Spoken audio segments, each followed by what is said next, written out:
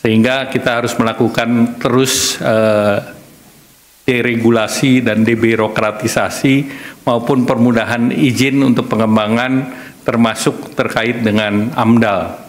Sehingga tentu ini akan ditangani dan pemerintah tentu akan membentuk semacam satgas di mana ini akan dilakukan percepatan. Assalamualaikum warahmatullahi wabarakatuh. Kami tadi laporan kepada Presiden, Pak Menko dengan Ibu Ani dan Pak Dede, ya ada beberapa hal yang tadi kami laporkan. Saya persilakan Pak Menko Airlangga bicara.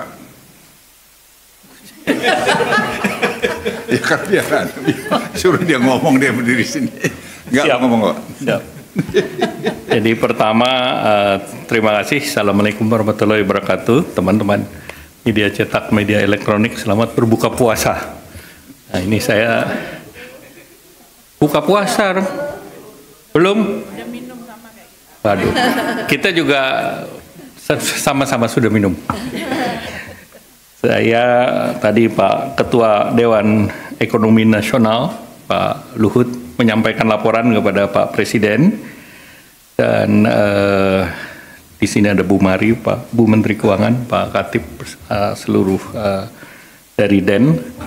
Ada yang pertama pembahasan mengenai sektor padat karya, dan ada usulan terkait dengan padat karya, karena sektor padat karya yang utama tekstil, produk tekstil, kemudian juga aparel, itu kontribusi terhadap ekonomi Indonesianya cukup besar, dengan ekspor lebih dari 2 miliar dolar, tenaga kerjanya hampir 4 juta orang. Nah, ini memerlukan perbaikan terutama terkait dengan perizinan, karena masih ada investor yang ingin masuk di sektor tekstil dan produk tekstil ini. Dan Indonesia sebetulnya sudah naik kelas ke produk-produk yang nilainya lebih tinggi atau high value added, dan baik itu di sepatu, kemudian di tekstil, dan Indonesia menjadi salah satu hub yang diandalkan. Nah, oleh karena itu tadi arahan Pak Presiden untuk terkait dengan ketersediaan bahan baku, terkait dengan illegal import, terkait dengan supply chain, itu untuk dipermudah dan disederhanakan. Jadi arahan pertama tentu pemerintah harus melihat dari keseluruhan supply chain dan juga melakukan harmonisasi daripada tarif yang sudah dilakukan. Dan kedua, kita merespons terhadap barang yang didumping melalui tindakan anti-dumping. Nah, ini beberapa langkah yang kita akan lakukan. Dan ditambah lagi tentu barang-barang ini adalah barang-barang yang kompetitif. Nah, kompetitif terhadap pesaing kita baik di Thailand, di Vietnam, maupun yang terakhir yang menikmati besar itu Bangladesh. Sehingga kita harus melakukan terus deregulasi dan debirokratisasi maupun permudahan izin untuk pengembangan termasuk terkait dengan AMDAL. Sehingga tentu ini akan ditangani dan pemerintah tentu akan membentuk semacam satgas di mana ini akan dilakukan percepatan. Yang kedua, tadi arahan Pak Presiden juga untuk program padat karya ini dibuatkan PSN program. Jadi proyek strategis nasional berupa program untuk sektor padat karya sehingga investasi bisa cepat masuk. Yang ketiga, di tengah ketidakpastian di geopolitik, tentu pasar kita harus terus dijaga.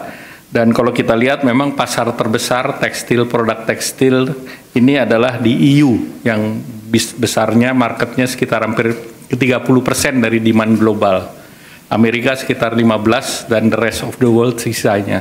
Sehingga menjadi penting tadi EU SEPA segera bisa diselesaikan. Karena dengan EU SEPA bisa diselesaikan, berdasarkan pengalaman Vietnam misalnya, ekspornya naik 50%.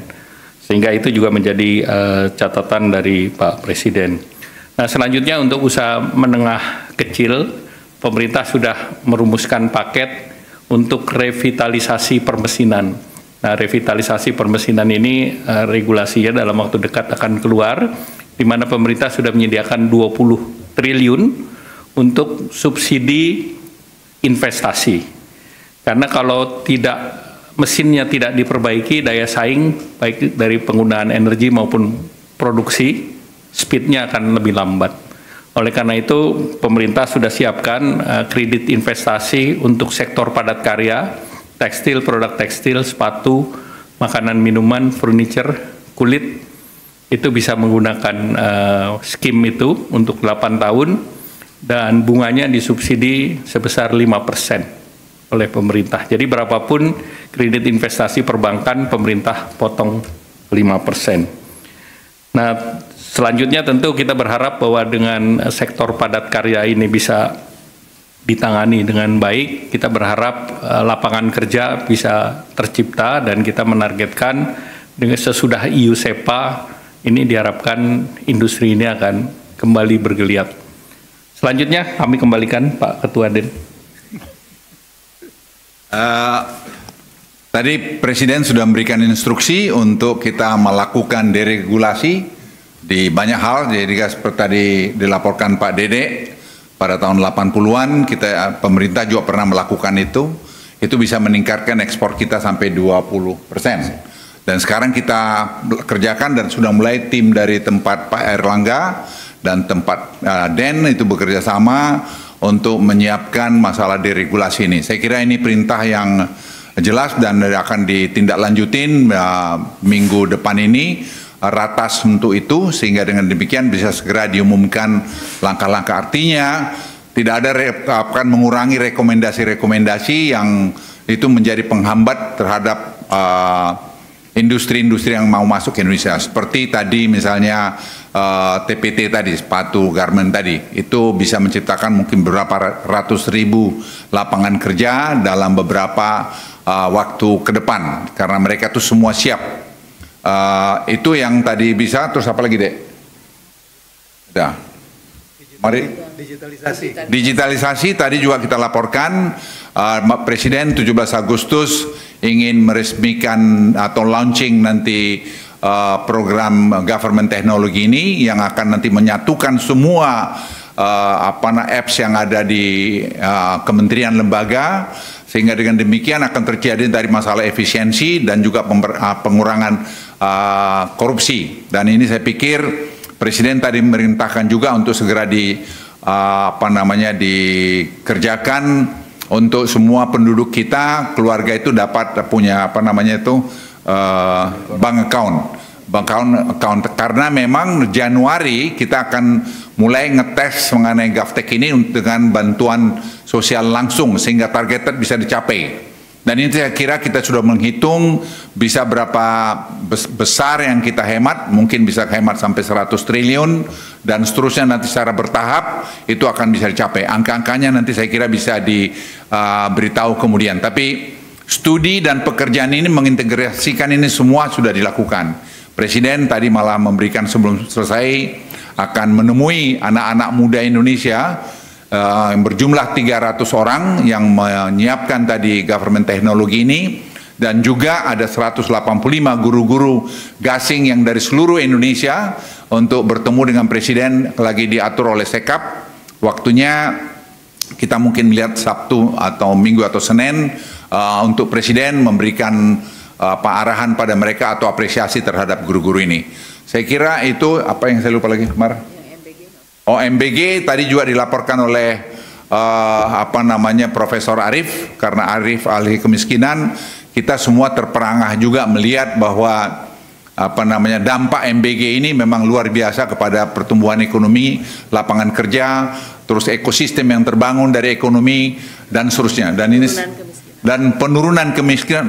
Kamu ngomong lagi lengkap lah. Arif lu yang ngomong, ahli. Ini Profesor Arif adalah ahli kemiskinan Indonesia yang jarang kita dengar dari Presiden, mengagumi tadi apa yang beliau sampaikan. Silakan angka-angkanya, Arif, lu ngomong. Saya rasa kami dari Den menyampaikan kajian tentang potensi dari dampak MBG ini terhadap penyerapan tenaga kerja, juga kemiskinan. Jadi intinya program ini sangat bagus sekali dalam konteks Projobs, jadi menciptakan lapangan pekerja baru itu sampai 1,9 juta. Lalu kemudian Propur, jadi kemiskinan itu bisa berkurang sampai menjadi 5,8% kalau ini roll out-nya benar. Ketimpangan juga akan sangat berkurang. Teman-teman bayangin aja ya, kalau 3 orang anak, satu keluarga punya 3 orang anak, itu dia dapat per bulannya bisa dapat 600.000 dari MBG. PKH aja itu sekitar 200-an ribu, BPNT aja 200-an ribu. Jadi sangat tidak mungkin ini tidak besar impaknya. Semua paham itu, cuman kita melakukan kajian secara kuantitatif. Nah, tapi poinnya adalah karena ini sangat progresif, maka kita harus pastikan roll out-nya berjalan dengan baik. Gitu.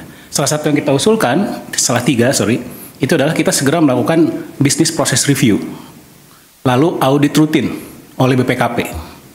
Itu pertama. Yang kedua, memberikan ruang untuk peran serta masyarakat agar bisa melakukan monitoring karena sense of belonging-nya tinggi. Lalu yang terakhir, jangan sampai ada kebocoran-kebocoran terkait bahan-bahan yang kalau tidak perlu diimport nggak usah diimport. Nah, ini akan membuat rantai pasoknya betul-betul terjaga sehingga impaknya betul-betul seperti yang diharapkan. Tapi sekali lagi intinya, ini mari kita jaga bersama karena ini flagship kita, flagship bangsa ini. Mungkin itu aja dari saya. Saya mau tambahkan lagi, kita ternyata selama 20 tahun itu surplus telur ayam. Dan selama 20 tahun kita juga surplus ikan ayam, bukan ikan ayam ayam. Jadi daging ayam. Jadi dengan tadi program ini itu semua terserap akan jadi menggerakkan ekonomi juga dalam telur dan bidang juga tadi ayam. Ini baru kita tahu setelah jalan nih, jujur. Jadi setelah Pak Prof. Arif itu melakukan studi dengan tim melihat ke bawah dan kami sepakat tadi dengan Bappenas dan juga Badan Gizi untuk bersama-sama melakukan pengawasan sini. Misalnya bikin tray-nya itu tray-nya itu tidak boleh diimpor, suruh bikin lokal. Karena itu kita lihat masih ada buatan luar. Jadi semua kita harus satu padu untuk melakukan pengawasan. Presiden tadi minta ini. Jadi Presiden tadi saya pikir memberikan instruksi yang sangat jelas dan sangat baik mengenai tadi masalah deregulasi. Karena deregulasi ini akan mengurangi korupsi, akan membuat lebih efisien dan akan membangun ekosistem perekonomian kita lebih bagus. Itu saya kira dari saya. Masih ada lagi, Dek? Cukup, Pak. Cukup. Saya kira terima kasih. Wassalamualaikum warahmatullahi wabarakatuh.